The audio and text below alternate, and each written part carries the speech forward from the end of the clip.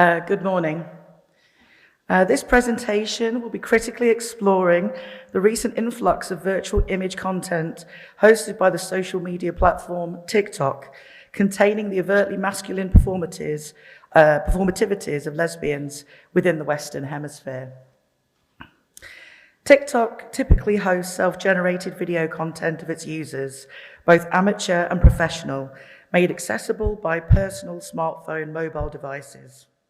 A Chinese startup called ByteDance launched the social media application in 2016, and it has become a global and politically controversial phenomenon, showing usually playful short videos and photographic stills with music and sound effects. It has had a notable reputation for its addictive level of engagement. With 4.5 billion downloads globally, it is largely an application synonymous with the under-24s. In 2016, Henry Jenkins described the content of TikTok as emerging through appropriative and transformative dimensions of participatory culture. During the COVID-19 pandemic, its demographic widened and deepened as a source of fresh entertainment and a virtual space for the creation of visual and particularly performative content. The descriptors of appropriative and transformative used by Jenkins took on greater significance in the politics of identities, suppressed invisibility by pandemic circumstance. This too had specific implication on the basis of sexual identity and the repression of physical contact, as well as the need for minority community affiliation. For a queer audience, TikTok development in the representation of subcultures where corners of the virtual TikTok space created territories with monikers like queer talk or gay talk. One of the most significant developments of representative growth in queer identity on TikTok came from experiences of queer women and non-binary people whose sexualities do not center men, creating a digital visual locus of minoritarian performances coined as Queer Utopia by Jose Esteban Munoz. This presentation considers specifically the TikTok performativities of non-cis lesbian women who perform and present themselves with hyper-sexual masculinity. It might be assumed that Jenkins' 2016 forecast of TikTok's appropriative dimensions manifest in the exaggerated content of butch or stud lesbian women playing out specifically coded sexualized gestures and what might be construed as a parody of hypermasculine, conventional, cis-heterosexual male behaviors in the aim of attracting cis-female mates, otherwise seen and experienced in mainstream media. These performances also typically include the phenomena of lip syncing, the matching of speaking or singing voice from an otherwise separate source, which is an extensional use of its appropriation in queer culture, specifically that of drag performance and the subversive play of typical gender roles. TikTok operates on the datafication of its users' interaction with its content in order to develop algorithms to enhance engagement relevant to user responses and drive them to particular spheres of social interest. Put simply, lingering the gaze on this type of content and any subsequent engagement or interest established by digital responses within the sphere, as we will refer to it today as butch talk, will substantially increase the directional of content to the user within its associated sphere. This algorithmic saturation, exacerbated by the implications of social distancing, made for a deluge of what is known as thirst traps, a colloquialism likening sexual frustration to dehydration and in reference to sexualized social media content in photographs, videos, and sound clips. In this series of stills, all taken from a 15-second video, Hefner performs her identity, utilizing gendered tropes of objects, clothing, gestures, facial expressions, music and lyrics, and queer signaling like coded scarves and pockets as a strategic method of queer communication. Hefner is presenting her sexuality in a gendered action or as action, denotes a reference to J.L. Austin's linguistics theories of performatives. The language, when coupled with the gestures of the performative, generates specific meaning through its action. The nuanced and strategic performances of Butch Talk not only describe the given reality, existence, and intentional communication of this queer culture to its community, but by doing so, change the social reality they are describing. This sense of action is key in relating the relationship between both the behaviours of Butch Talk by that of its role and through the medium of TikTok itself. Judith Butler states, "Gender itself is a kind of becoming or activity that ought not to be conceived as a noun or a substantial thing or a static cultural marker, but rather an incessant and repeated action. The performed and re-performed language of gestures, behaviours, codes of dress, styling and music are generated and regenerated through the TikTok algorithms to its audience base. This frames Butch Talk or any subcultural division of TikTok as a key tool of social activism. It is in Butler's reference to becoming by incessant and repeated action can the lesbian identity and sexual signalling find an almost unadulterated place of queer expression. This is particularly poignant in the chronological context to the simultaneous rise of the social visibility of trans identities. Indeed, prior to this relatively recent and growing awareness, lesbian women who presented, behaved, or performed as non-cis, as in masculine, androgynous, a tomboy, as the typical social descriptors go, might still be socially understood as women and their signalling be understood as homosexual women. However, masculine-oriented or non-cis lesbians are increasingly likely to have their gender assumed as being trans. Butch Talk is also underpinned by a clear message that masculine lesbians are not trans and are performing a definitive and very legitimate form of femininity as opposed to the mimicking of cis men. Despite this potential criticism, it's reductive to also assume this behaviour is a simple appropriating of masculinity for the purposes of sexual signalling to other lesbian women. When femininity has been largely defined under the pervasive and insidious cis-het gaze, this femininity has been ring-fenced, limited, and ironically, made impotent. Instead, Butch Talk describes masculinity not as a cis male appropriation, but as an existing and valid element or form within feminine expression. This carving out of a particular masked lesbian digital space through its activistic capabilities of content saturation, repeatedly gesturing and repeatedly showing up on the screens of its users allows for visceral and unapologetically sexual communication that inspires a way in which masculinity can again be understood as a legitimate aspect of the femininity spectrum.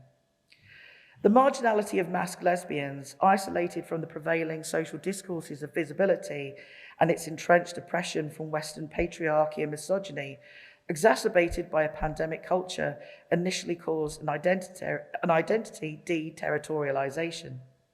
It's also ironic that TikTok as a social platform had, since its inception, driven typically mainstream gender and sexual political content, turned a subversive corner into becoming a haven for marginalized subcultures like Butch Talk.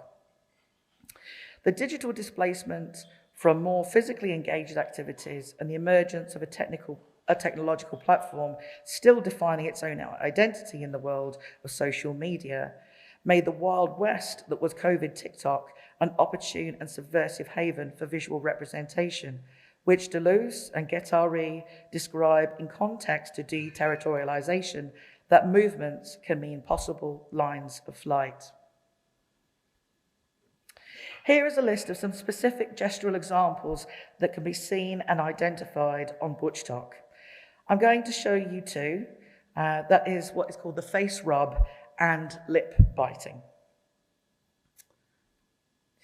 The face rub can be associated with the averted gaze of being contemplative, with the performing of the rubbing of facial hair or drawing attention to a chiseled jaw.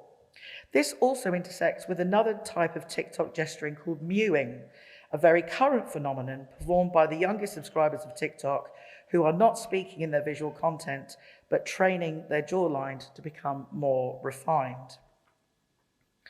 Lip biting is also associated with a forward lean in its imagery, as though to simulate a sexually aroused encounter from the virtual realm across the plane of its digital screen to the physical three-dimensional space of the user, as demonstrated in this example of 4 women.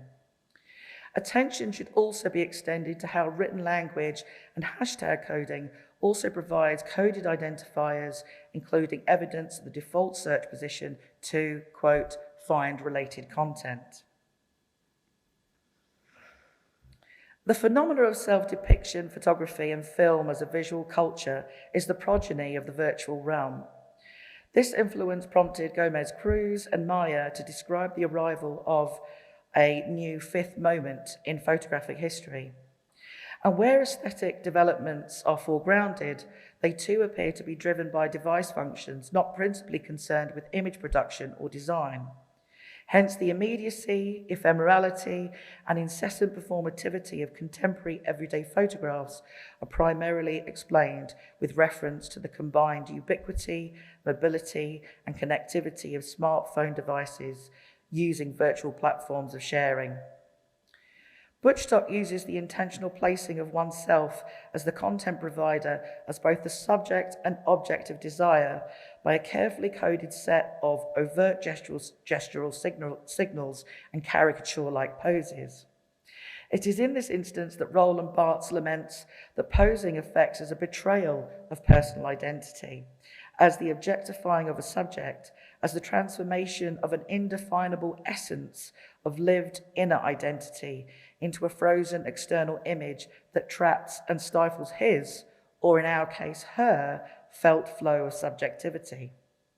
Barthes seems to recognize that by taking one's own identity too seriously, or essentially negates the ability to utilize the camera as a means of creative authenticity. But it is in the hegemony of heteronormative thinking that Barthes participates in that misses a queer opportunity of visual language. It is in the queering of these expectations, with a purposeful reclaiming of them, that facilitates an alternative form of signalling. In this sense, such an inversion of thinking might present as folk theory. These are, in effect, principles of action and interpretation that are woven through everyday language and broad cultural sensibilities, rather than being a product of definitive, critically or scientifically theorized knowledge. In the same sense of an uncritical interpretation, the perpetuation of marginality in Butchstock might appear like a false or incorrect stance for a subculture identity seeking visibility. But it is in the performing of lesbian identity as a radical practice aimed at maintaining cultural marginality that propagates a generally uncharted and subversive realm of codified communication that strategically speaks to its specific audience. As Bell Hooks describes, I was not speaking of a marginality one wishes to lose, to give up or surrender as part of a moving into the centre, but rather a site one stays in, because it offers the possibility of a radical perspective from which to see and create, to imagine alternatives and new worlds. The intuitive, informal, subcultural theories informed by the observance of everyday performance might signal its relationship to Irving Goffman's treatment on the presentation of self in everyday life. He says, in addition to the expected consistency between appearance and manner, we expect, of course, some coherence among setting, appearance, and manner. Such coherence represents an ideal type that provides us with the means of stimulating our interest in and attention to exceptions. This traditional expectation of coherence is so incongruent in the content of Butchstock, is so unideal to its mainstream audience, that female identity becomes monstrous in the language of norms. It differentiates as Goffman's exception. This deviation of the female body in an assumed guise of male territory emerges as a direct confrontation within the matrix of socio-political and historical inscriptions of acceptability. Carolee Schneemann describes the objectivity of women as a deeply constituted and never fully coherent subjectivity in the phenomenological case, dynamically articulated in relation to others.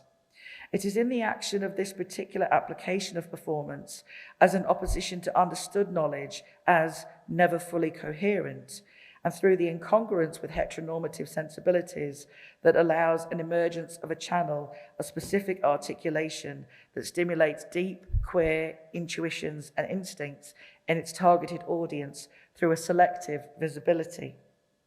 In this, a new form of authenticity is often ascribed in the presentation of lesbian identity. As TikTok aligns itself as a virtual space for often raw, unrehearsed, spontaneous micro-performances, asking its content creators to, quote, just be you, the translation of this content is generally understood in opposite terms.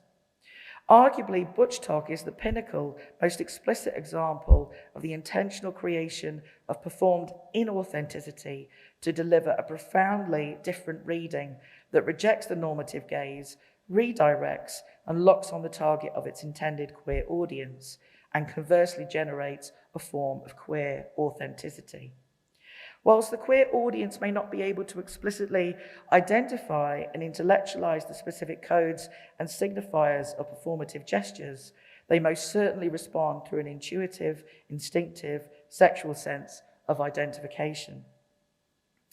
Folk theories also play an integral part in the outcomes, effects, and consequences of technological systems, which guide reactions to and behavior towards said systems. As most users of such AI algorithmic technologies will unlikely understand the computational dynamics of their engagement, they harness and stimulate in the same intuitive qualities of engagement and response from its users as ButchTok does in its lesbian audience. Algorithms are integral to media experiences, routinely encountered when navigating social media news feeds, targeted advertising, streaming services, or personalized media. Algorithmic media draws on the systematic exploitation of user data, also referred to as datafication. That is the requirement, not just the possibility, that every variation in the texture of human experience be translated into data for counting and processing. The virtual space of ButchTok, represented in its image content, presents a challenge to the established research findings in our algorithmic data. It relies upon an understanding of conventional responses to identity datafication.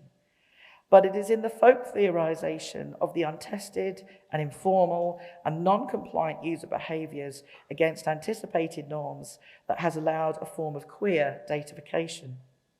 This has presented an unprecedented level of reach in virtual dissemination by using the language of gestural performance, the use of text with images, or the play on specific community phrases or terms presented as hashtags that has circumvented the expected route of data dissemination.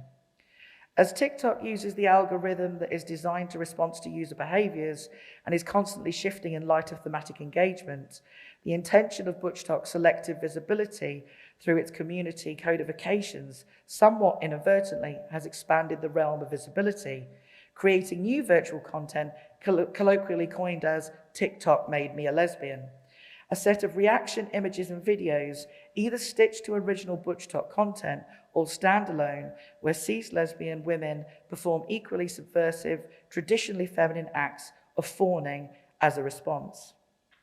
Queer datafication acts as a contaminant to mainstream sexual and gender expectations, and this allows for the expansion of audience reach. This is what Munoz describes as queerness as a potentiality, specifically through virtual utopias that have the ability to reconstitute the possibilities of sexual identity territories, including women having the ability to express its essence of womanhood through masculine signaling without implication to their gender.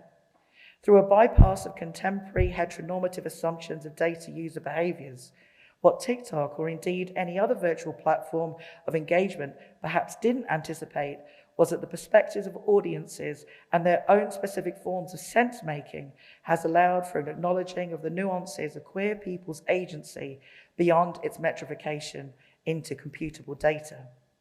This folk theorization and queerification of data in ButchTok, as a specific example, described in Munoz's Queer Utopia as an insistence of a concrete possibility for another world. It is again through the uncharted latitudes of virtual identity expression and considering Deleuze and Guattari's theories of new conceptualizations, these can, quote, have an uncanny ability to create forms of actuality, of existence, and for people to come. In the same way that Austin's actions of performatives help describe a given reality, it is precisely in doing so that Butch Talk, as a virtual platform of visual signals, creates fundamental changes to the social reality they are describing and presents new futures in which lesbian identities in a post-gendered context can be perceived.